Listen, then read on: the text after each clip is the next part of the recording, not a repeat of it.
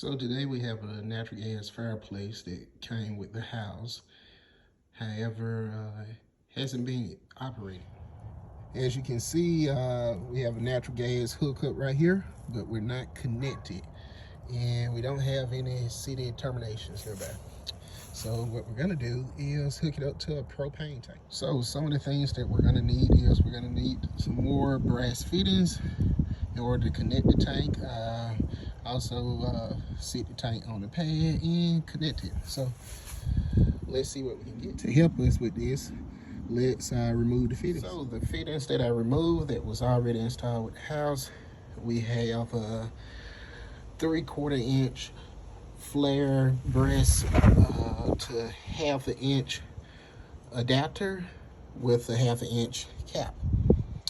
Let's go to the store and see what we can find to do our connections.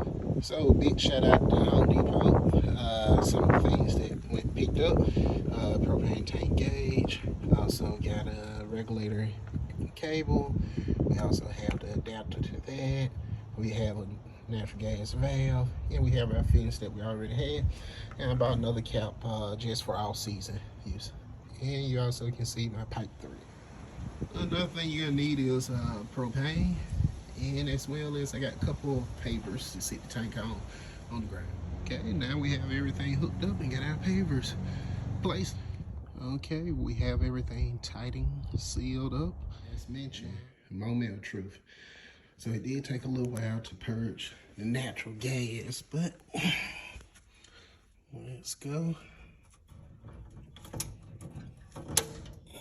Pile it on. A little bit for the thermocouple to heat up.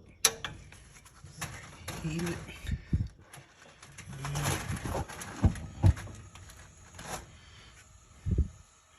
There we have it.